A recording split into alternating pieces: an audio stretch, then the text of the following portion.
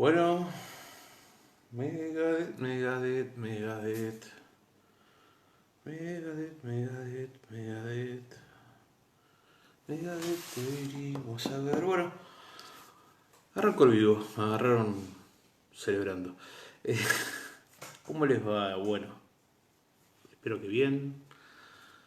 Estamos arrancando la que iba a ser la última, o la anteúltima lectura de cuarentena. Se extendió hasta el 12 inclusive, así que la medianoche del 12 al 13, o del 13 al 14, no, mejor dicho, del 12 al 13, vamos a estar haciéndola también.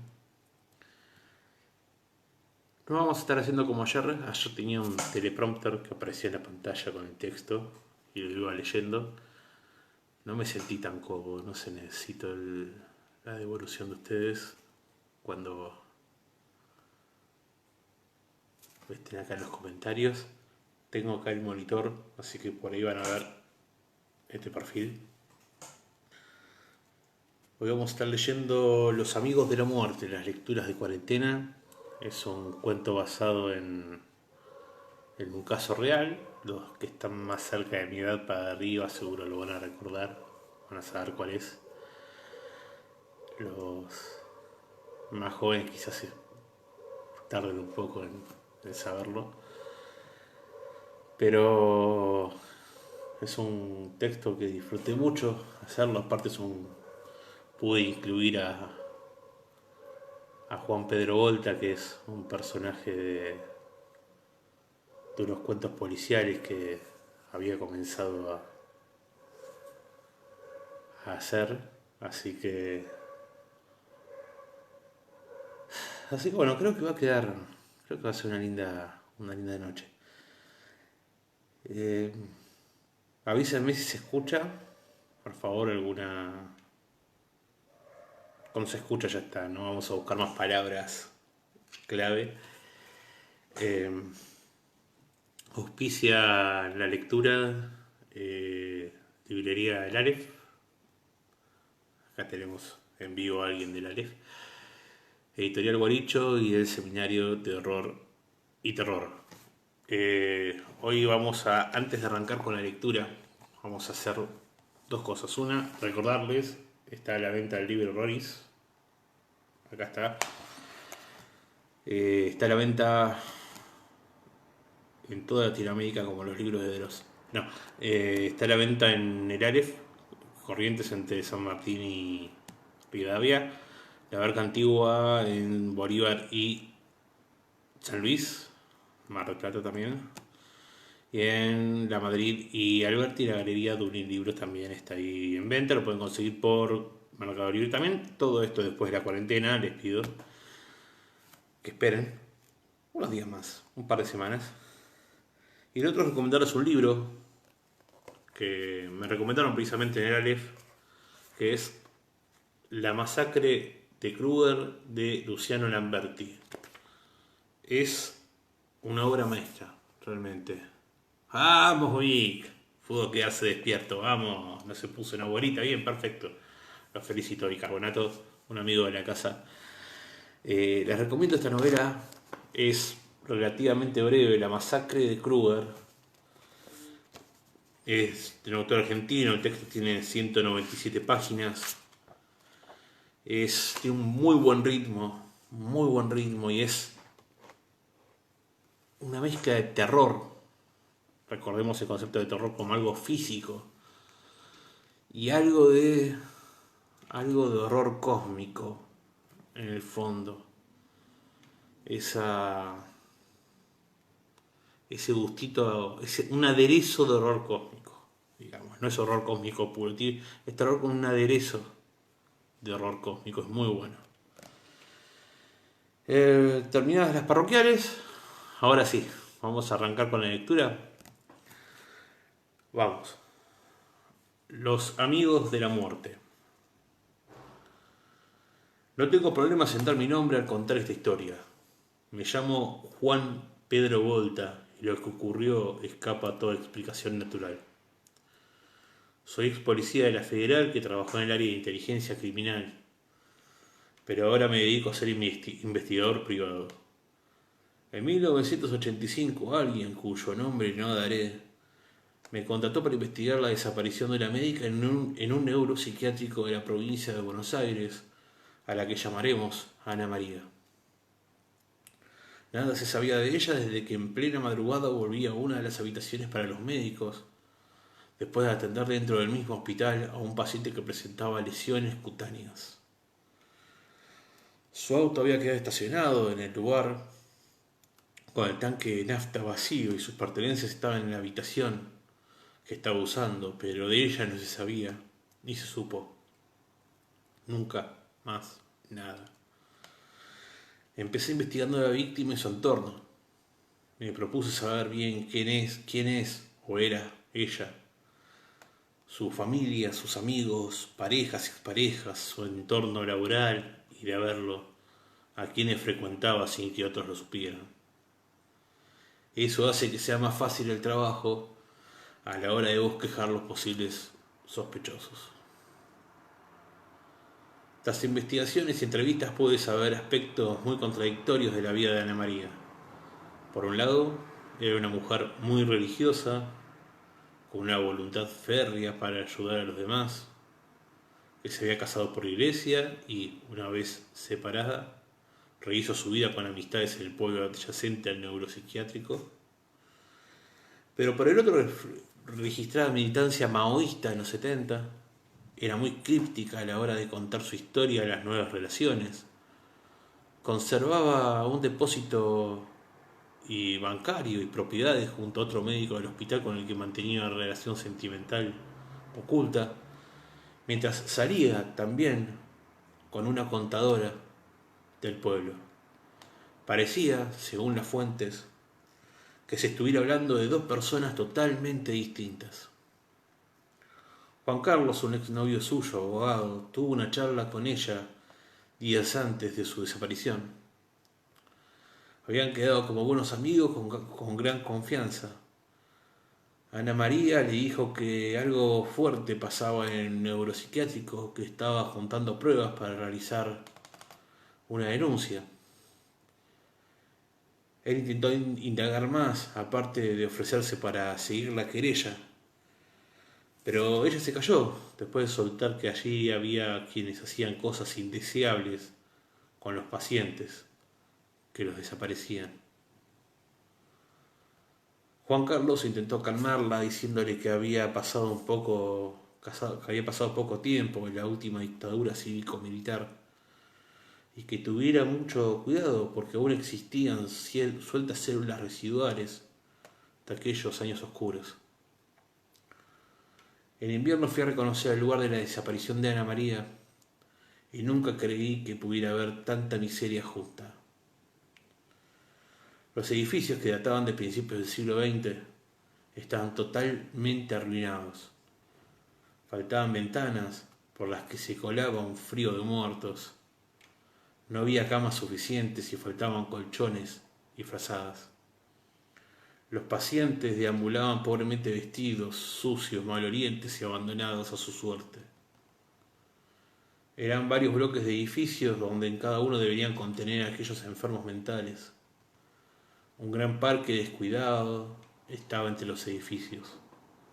Un arroyo y una ciénaga hacían de límites.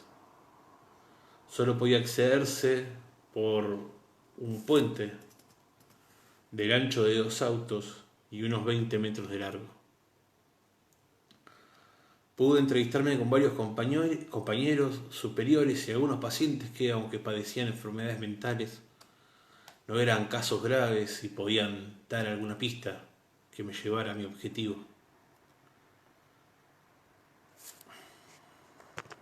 Ahí está.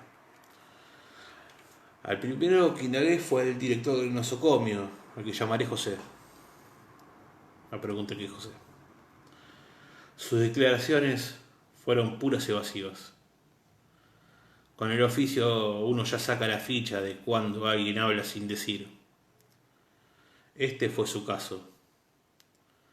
Dijo que Ana María había abandonado el trabajo y que se le había labrado una sanción por haber dejado dicho lugar. Intentando mancharla agregó que seguramente estaba viva en algún lugar, que algo turbio de su pasado como militante maoísta la habría llevado a ocultarse, que también había rumores sobre su sexualidad y que tal vez esta habría sido el desencadenante. Este hombre despreciable creía que diciendo esas barbaridades la manchaba a ella, pero se denigraba a sí mismo con esas declaraciones retrógradas. Cuando le pregunté por qué no hizo la denuncia por desaparición en vez de elaborar un sumario interno por abandono de trabajo, se excusó diciendo que esa no era su función. Parece que tampoco lo era elaborarle las actas a todos los otros médicos que faltaron aquella noche de la desaparición.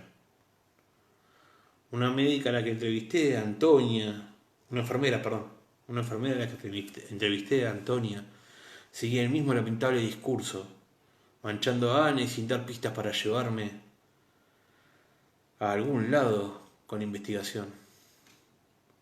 Pero un colega suyo, Carlos, fue más interesante. Él fue quien la había acompañado y ayudado hasta donde aquel enfermo había sido tratado por las lesiones cutáneas la noche de la desaparición. Dijo que la notó nerviosa y que Ana María cargaba una gruesa carpeta llena de papeles de la que no quería separarse. Mientras iban hacia donde estaba el paciente, no dejaba de mirar de reojo a la casa junto a la oficina del director. Me contó que pacientes y profesionales del lugar decían que allí habitaba el monstruo. Cuando le pedí más datos, se encogió de hombros y me dijo que seguro eran inventos de pacientes que decían que allí habitaba un ser que podía llegar a ser parecido a él, familiar. Nadie se ponía de acuerdo en cómo era lo que habitaba allí, pero sí que su alimento era la carne humana. Decían que cuando un internado desaparecía, algo bastante frecuente por el régimen de puertas abiertas del manicomio, era porque el director lo había ofrendado al monstruo. Le consulté qué clase de lesiones cutáneas presentaba el paciente, si eran un sarpullido, quistes o algo parecido. Pero en voz baja me afirmó que eran zarpazos largos y profundos. Acotó que el pobre tipo estaba muerto de miedo y que 3 días después tampoco se lo volvió a ver. Algo similar me contó Fernando, el paciente que fue a avisarle a Ana María sobre el interno dolorido y lesionado, y que aquellos que no volvían a aparecer eran devorados por el monstruo de la casa, junto a la oficina del director. No le parecía raro, ya que en aquel lugar olvidado por Dios cualquier demonio podía existir, y no había lugar más parecido al infierno que ese manicomio. Le pregunté también sobre las lesiones cutáneas del enfermo y me confirmó lo que el enfermero Carlos había dicho. Eran largos y profundos zarpazos. Comencé a atar cabos. Evidentemente nadie la había visto irse. La enfermera Antonia y el director tenían un encono hacia Ana María. Ella le había comentado a Juan Carlos que había algo raro en el neuropsiquiátrico y que los pacientes desaparecían, cosa que otros 2 testigos confirmaron. Y estaba el detalle de los profundos cortes que presentaba aquel enfermo. ¿Acaso había algo aún más fuera de lo normal en aquel lugar? Sí. 2 días después supe que una supuesta parapsicóloga llamada Nérida se había ofrecido ayudar a la policía para tratar de buscar y encontrar a Ana María. Decidí ir por simple curiosidad. La pasearon por los alrededores de la ciénaga y el río. La llevaron hacia unos túneles que en ese entonces inutilizados y por la casa donde los médicos descansaban. Dijo ver un lugar oscuro, algo sin forma y el cuerpo de Ana María dentro de él, y miró hacia donde estaba aquella casa junto a la oficina del director. Yo, que hasta entonces reía para mis adentros, me estremecí cuando vi su rostro aterrado y su índice señalado hacia allí mientras decía que algo monstruoso y maligno habitaba ese lugar. Mi alerta se activó cuando noté que empezó a vagar por el lugar sin dar ningún punto concreto. Antes de que se fuera le pedí una tarjeta. Tal vez una ayuda lateral podría ayudarme a resolver este caso. Con el tiempo todo se estancó. Pude comprobar algunas cosas, pero sin resultados. La relación con un médico del hospital era cierta, además de las impresiones conjuntas, pero no era relevante y el tipo tenía coartada. Su pasado militante no era una hipótesis seria para que desapareciese. Su sexualidad tampoco era importante. Lo que podía tener alguna lejana chance era su misticismo. ¿Podría haberse fugado con alguna séptima enternaza incomunicada? ¿Cuánto tiempo alguien puede ocultarse del mundo? Su rostro aparecía en todos los diarios del país. Era casi imposible. Pero, como dice el refrán, Dios cierra una puerta pero abre una ventana. Llegaron a la policía y a varios medios unas copias en cassette cuyo audio tenía la voz de una mujer que decía ser Ana María. La voz pedía que no la buscaran más, que estaba en un lugar hermoso entre Ecuador y Colombia, donde había encontrado la paz. Me enteré de esto por un amigo periodista. Le pedí que me hiciera una copia y fui corriendo a buscarla. Había decidido cotejar su voz. Se la llevé a su madre, Marta, para saber si la reconocía. Llorando dijo reconocer la voz de su hija, pero que las palabras no le sonaban a las que ella usaría. Me llevé la copia y al buscar plata para pagar el colectivo, encontré la tarjeta de Nelia, la parapsicóloga. Ya estaba jugado, así que fui a su consultorio. Después de esperar media hora, me hizo pasar. Escuchó 5 veces el audio. Después, entonces, despejando su pelo teñido de rojo, me dijo que lo que ahí diría no lo declararía jamás en ningún lado. Ana María estaba muerta y jamás sería encontrada. Había sido sacrificada por el director del neuropsiquiátrico. Le pregunté por qué y quedé aterrado con su respuesta. Nelia pudo ver en su recorrido dentro del lugar cómo a Nelia se la llevaban entre 2 enfermeros, entre ellos una mujer, a la oficina del director y, desde allí, a la casa de al lado, donde ella vio algo sin forma definida y monstruosa. Las carpetas tenían fotos de cómo se llevaban los enfermos mentales para alimentarlo y hacer lugar en el nosocomio.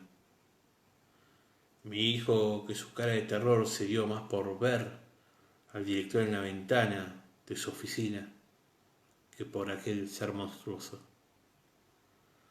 Él pertenecía a Michi Mortis, una secta global que adora la muerte, a la que le apetece que le sacrifiquen humanos a sus demonios y haya menos población de, según ellos, indeseables en este mundo.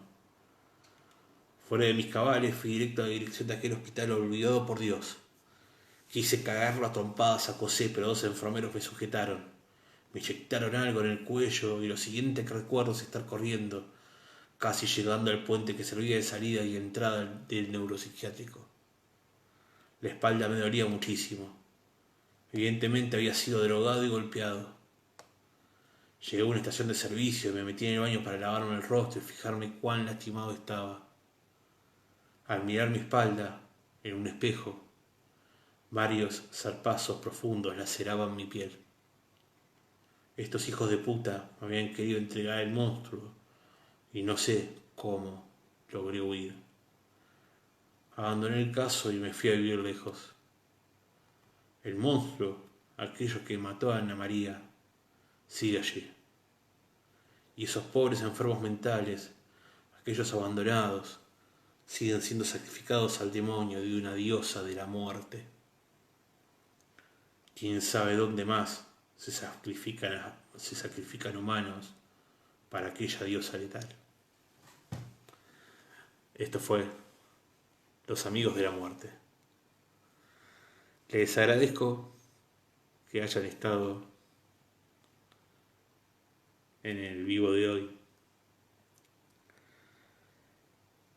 Este cuento estaba basado ligeramente en el caso de la doctora Jubileo, que desapareció en la colonia de Open Door. Obviamente me tomé varias libertades a la hora de escribirlo. Creo que ya per se la historia de la doctora Cecilia Jubileo merece su propia película o su propio libro. Es un caso increíblemente misterioso.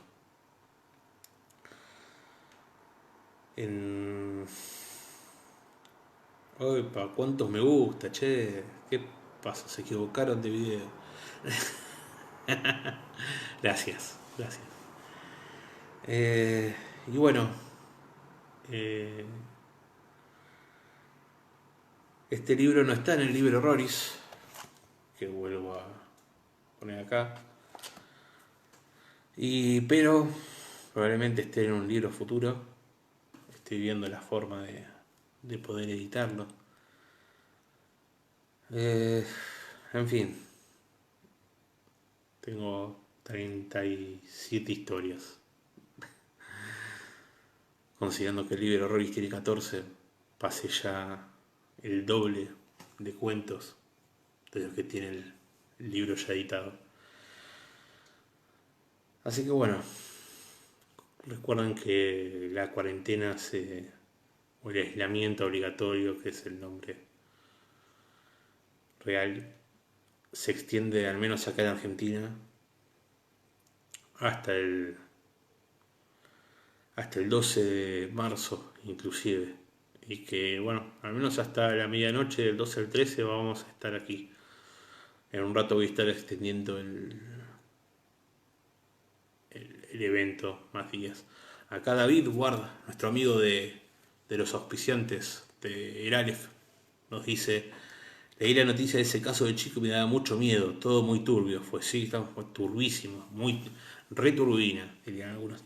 De hecho, lo del monstruo era algo que se comentaba dentro del mismo neuropsiquiátrico. Como le dije, hay cosas que tomé, cosas que dejé. No es lo que le pasó, obviamente, a María Cecilia Jubileo. María Cecilia, no, Cecilia Jubileo. Pero ni tampoco las cosas que se le adjudican son simplemente elementos en los que me basé. Una historia, a grosso modo, de la doctora Jubileo para poder hacer una historia llevada un poco hacia el horror semicósmico, digamos, por decirlo de cierta manera, un poco mitológico. No sé, para el que no es de Argentina o no lo conoce, el familiar es un ser que en la provincia del Tucumán es muy común, un ser mitológico bastante común, bastante conocido, que dicen que los dueños de los ingenios azucareros hacen un pacto con un ser que toma la forma de un animal, generalmente parecida a la de un perro, que pasa a ser un demonio familiar, precisamente ahí el nombre, el familiar, y que aquel trabajador díscolo que protesta se lo llevaban el familiar, o sea, era una forma de decir: lo hemos hecho desaparecer. Varias veces en la última y sangrienta dictadura cívico-militar utilizaron esa excusa con los pobres obreros, ¿no? La maldad no tiene límites, ni siquiera el límite de lo que los demás creen. Pero bueno, Siempre toda historia de ficción tiene algo de ficción y algo de realidad. Siempre. Gracias David por acordarte de la historia. La doctora Jubileo es impresionante ese caso. Eh, Sinceramente no sé qué cuento vamos a estar leyendo mañana. Este cuento lo elegí 11:30 de la noche. Perdón, 1:30 de la noche. Así que bueno, siendo las 2:26 y auspiciados por el Aleph, por Librería El Aleph, por Editorial Guaricho y por el Seminario de Horror y Terror, presentando el libro Horroris. Nos despedimos por hoy y volvemos dentro de exactamente 23 horas y 34 minutos. Nos vemos. Un abrazo para todos y gracias, muchísimas gracias de corazón por estar aquí. Y me olvidaba, no salgan de su casa o el monstruo los va a perseguir. Hasta pronto.